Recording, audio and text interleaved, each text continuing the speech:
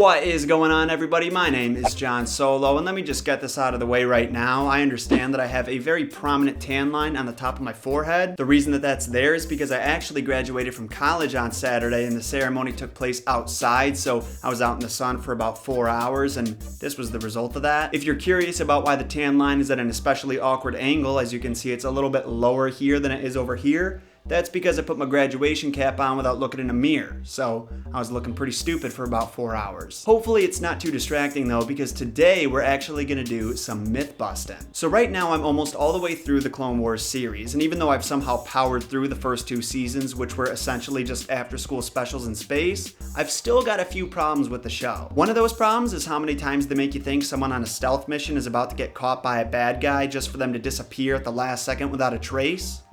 They do that at least once every other episode. That's not the issue I want to talk about today though. Today's issue actually pertains to General Grievous. Grievous has always had this badass reputation in the Star Wars galaxy and among Star Wars fans for being highly skilled in lightsaber combat. They bring up pretty often in the Clone Wars that he's slain multitudes of Jedi and kept their lightsabers as trophies. The reason I have a problem with this is because almost every time we actually see Grievous engage in lightsaber combat, he ends up being bested, has his droids intervene so he can get the advantage, or he runs away. In fact, throughout the entire Clone Wars series and Revenge of the Sith, we only see him kill one Jedi, and it was a newly ordained Jedi Knight who was being criticized that episode for being overconfident and neglectful. By the way, that doesn't include the deleted scene from episode 3 where he kills Shaak Ti because it's not canon. On top of that, he doesn't really seem all that healthy either with the constant coughing and all.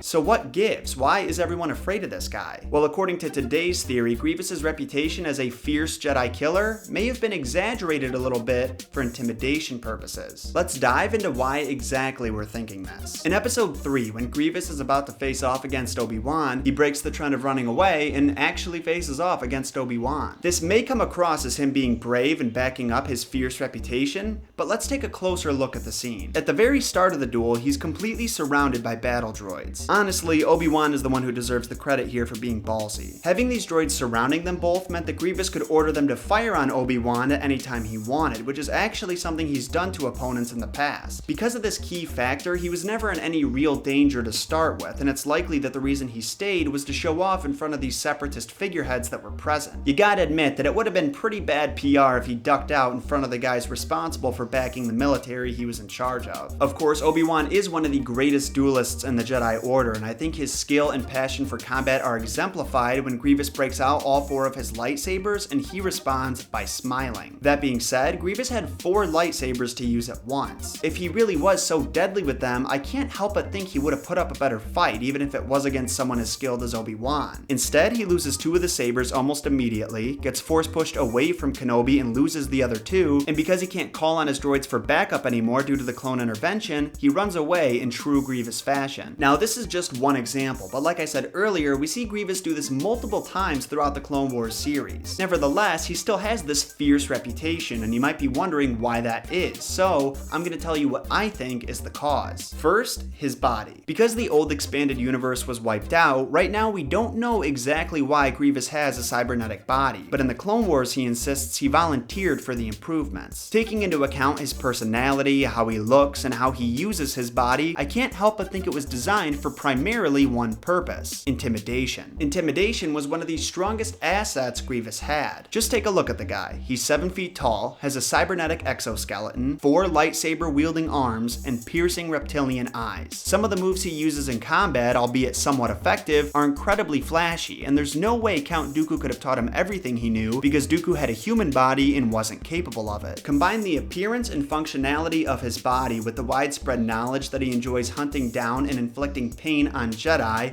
and that he uses the lightsabers of the Jedi he's killed as weapons, and it seems like a lot of what Grievous does is for the sake of garnering notoriety. You don't even have to see Grievous to know that he's a force to be reckoned with, but if you do see him, chances are you can make that conclusion on your own. In the spirit of this, I feel like the legends about Grievous are nothing more than that.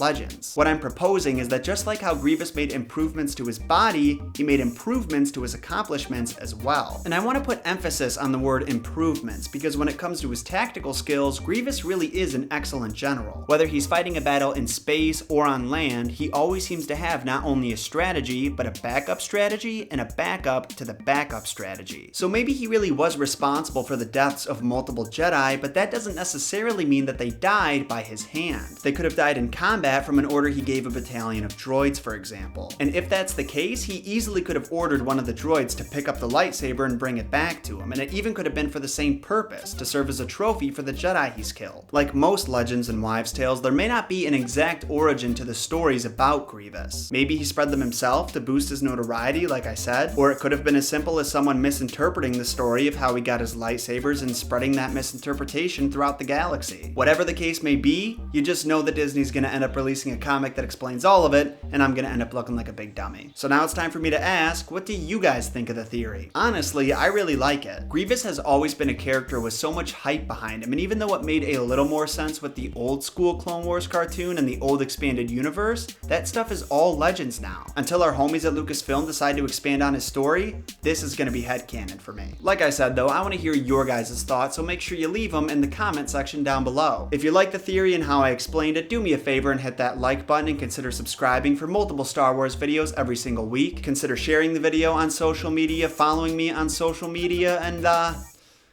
yeah, that's pretty much all I got for you, I think. Thank you all so much for watching, and may the Force be with you.